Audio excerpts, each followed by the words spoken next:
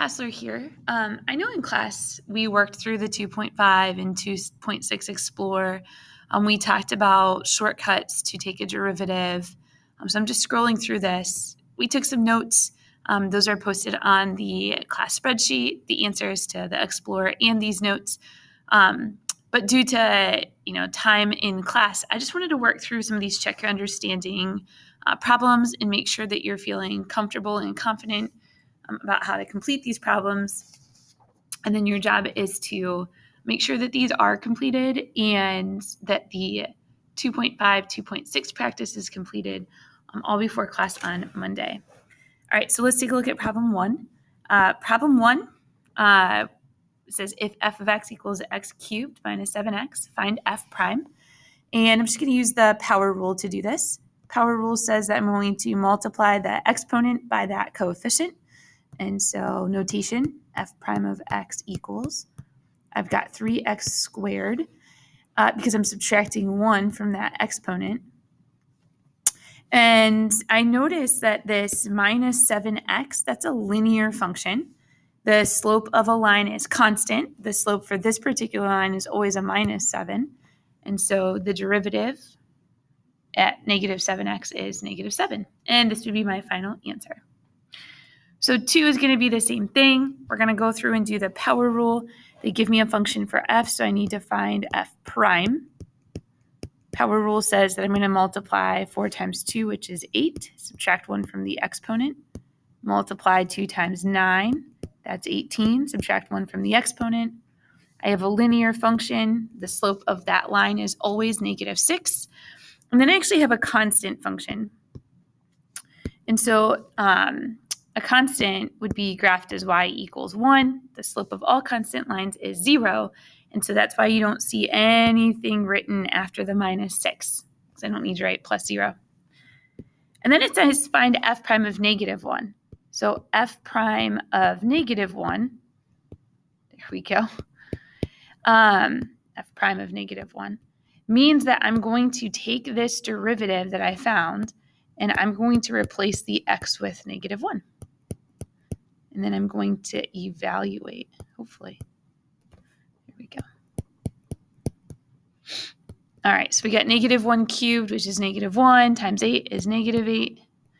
And then I have minus 18, and then I have minus 6.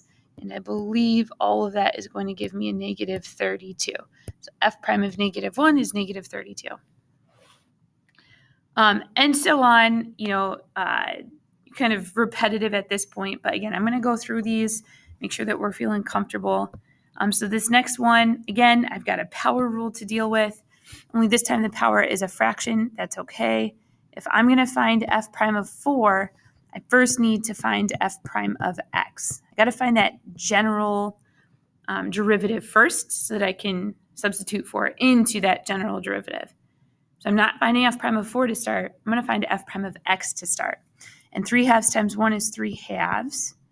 And if I subtract 1, that's the same as subtracting 2 over 2, right? So I get 1 half. And that's it. There's no other part of this function. I'm just going to rewrite this, though, as 3 over 2 square root of x, right? Because I'm going to have to evaluate this at 4. And my brain can compute a square root of 4 better than it can compute 4 to the half. Okay. So now I'm going to take this derivative and I'm going to evaluate it at 4. And so I've got 3 over 2 square root of 4. That's really 3 over 2 times 2, which is really just 3. And so this f prime of 4 is 3. 4 says find w prime of x given that w of x is equal to this product. And I have not taught you how to take the derivative of a product yet. There is a way we can do that. But because I haven't taught that to you yet, our best method is to multiply these two factors out. So I'm going to rewrite w of x, and I'm going to go ahead and multiply these out. This is going to give me x cubed, and then I have a minus 4x squared. And then I have a plus 2x squared and then I get a minus 8x. And so if I clean this up, still a w, I have x cubed minus 2x squared plus 8x. And then I can find w prime. And so w prime is going to be me using that power rule. 3x squared minus 4x and then plus 8. So this would be my final answer, but I had to multiply out w first. Notice I did the derivative in a different color. So one, notationally, I'm still writing w of x here. I don't write w prime until I apply that power rule. But writing them in the two different colors kind of helps me separate the original from the derivative. All right, let's take a look at 5. 5 says that f of x is 4 divided by x minus 6x plus 3. Find f prime of 2. Again, my first move is that I have to find the derivative, and then I can substitute 2 into that. Before I do that, though, I have to rewrite this. So, friends, I'm just saying f of x equals, and I'm going to rewrite 4 divided by x as 4x to the negative 1, and then minus 6x plus 3. I have not taken a derivative. I've only rewritten the original function, so it looks different. So notice I did not write f prime. I still wrote f of x equals. Okay, now I'm going to take a derivative. So now I'm going to say f prime of x equals, doing this in a different color, negative 1 times 4 is negative 4x. I have to subtract 1. So that gives me x to the negative 2. And then I have minus 6. That's a linear function. 3 is a constant function. The slope of all constant or horizontal lines is 0. I'm going to go ahead and I'm going to rewrite this. I have 4 over x squared because in order for me to evaluate at 2, it's easier for my brain to compute a positive exponent as opposed to a negative exponent. Okay. So notice I have that notation, f prime. So now I'm going to do f prime of 2, which means I have negative 4 over 2 squared minus 6. 2 squared is 4, so I get negative 1 minus 6, which is negative 7. So f prime of negative 2 is negative 7. Okay, so we had to rewrite the function, kept the f of x. Then we had to take the derivative, wrote f prime of x. And then we had to evaluate the derivative at 2, wrote f prime of 2. So lots of things happening. All right, let's take a look at the next problem, number 6. Oops, sorry about that. All right, I said that we do not know how to take the derivative of a quotient or a division problem. Yet, we will learn how to do that. But until then, I can rewrite this equation so that I can apply the power rule. And so I'm going to say y equals. I'm not taking the derivative yet. I can take each term, 4x cubed, and divide it by x, minus 7 and divide it by x. Again, I have not taken the derivative yet, so I'm still writing just y. I'm doing this in my blue.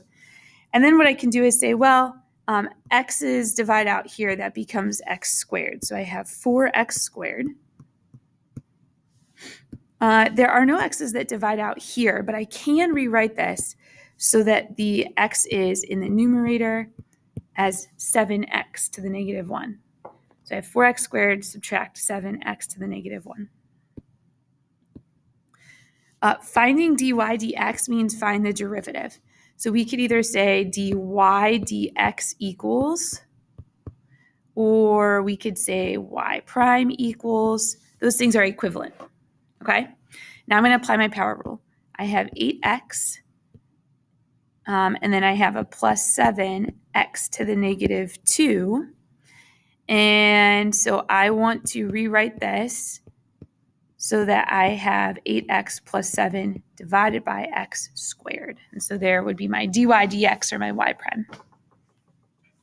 Remember, dy dx comes from delta y, delta x, change in y over change in x. So we're finding the slope, delta y over delta x, at a specific point.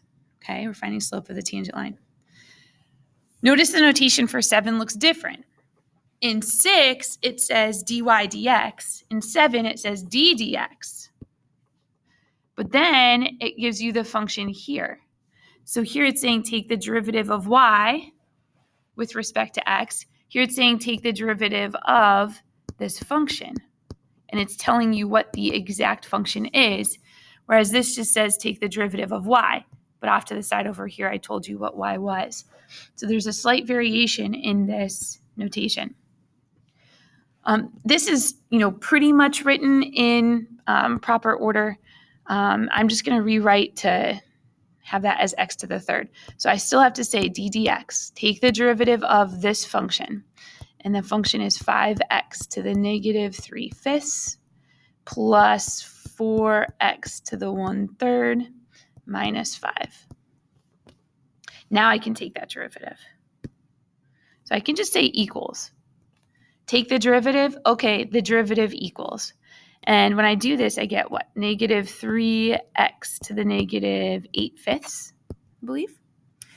And then I get plus 4 times a third is 4/3, x to the negative 2/3, and the derivative of negative 5 is 0. Okay, so I want to rewrite this. I mean, technically on a free response, I could stop right here. But let me take this a little bit further. I could rewrite this to say negative 3 divided by x to the positive 8/5 plus 4 divided by 3 x to the positive 2/3. Or I could say negative 3 the 5th root of x to the 8th, and then plus 4 over 3 cube root of x squared. And so if this were a multiple choice, this is where we would end right here. That would be my choice. So again, free response, you can leave it in the green box unless the directions specify, positive exponents only, roots instead of rational exponents.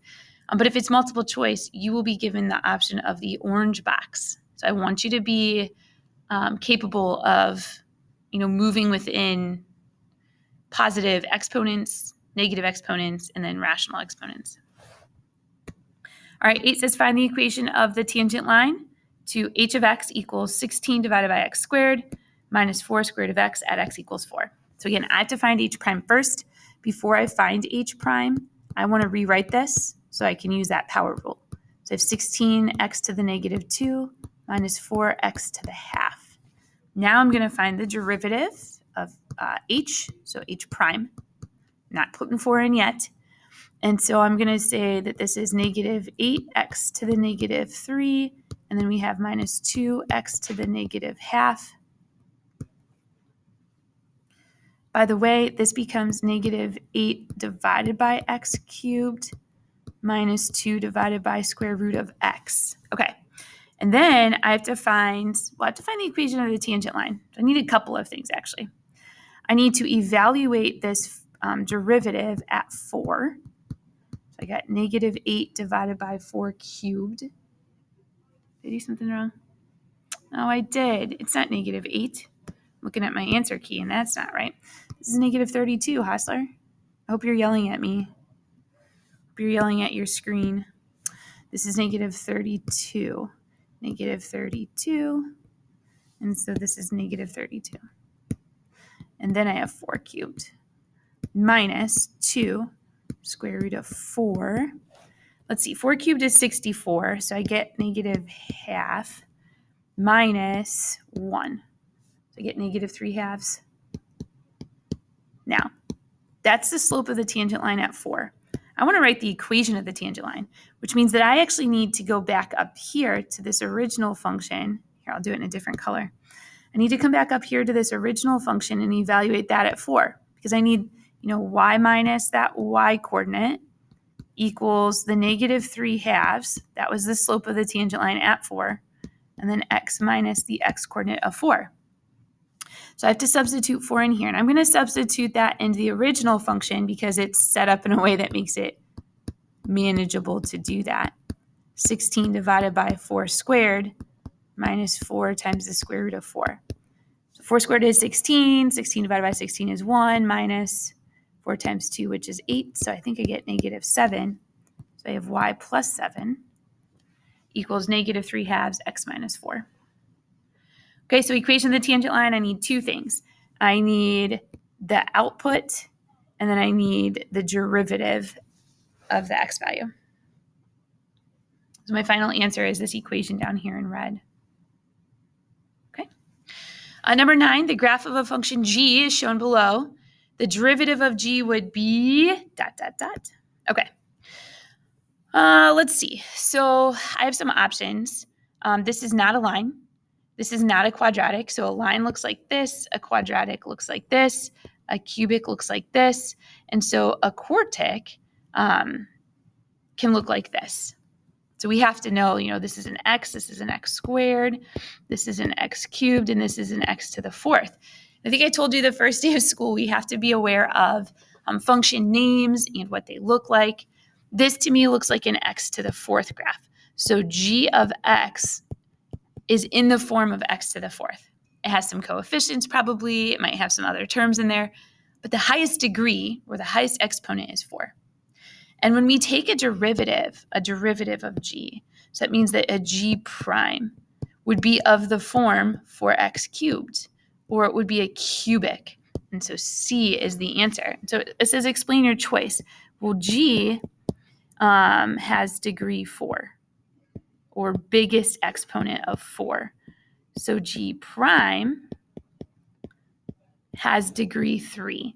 Right? If we take a derivative, we're going down by a degree. And so if this is a fourth degree function, the derivative has to be a third degree function or a cubic. All right, 10. 10 says the amount of dirt that has been removed from an excavation site in cubic meters is modeled by the function f of t for 0 to 6, where time t is measured in hours. Find the instantaneous rate of change, derivative, in the amount of dirt removed at t equals 2. Okay, so I want to find the derivative at 2. So f of t represents the amount of dirt that has been removed. So I want to take the derivative because I want to find the rate at which dirt has been removed at t equals 2. I'm going to take this derivative. I got 48. I've got 2t. And then 3 times negative 12. So negative 3/12 t squared. And then I'm going to evaluate this at 2. Let me clean this up a little bit first. I got 48 plus 2t. That's really a minus 1/4 t squared. Okay. So now I'm going to do f prime of 2. That gives me 48 plus 2 times 2 minus 1/4 2 squared. All right. So we have 48. We've got plus 4. And then we have minus 1. I think that's 51.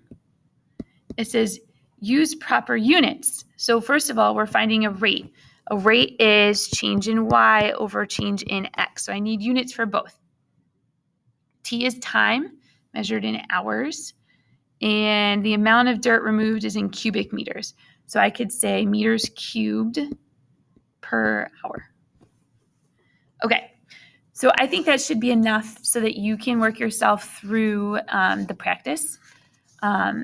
Be ready to come in and ask questions on the practice, and we will continue with this because we have to feel comfortable and confident about this power rule as we are going to move on and learn some more derivative rules. All right, have a good week.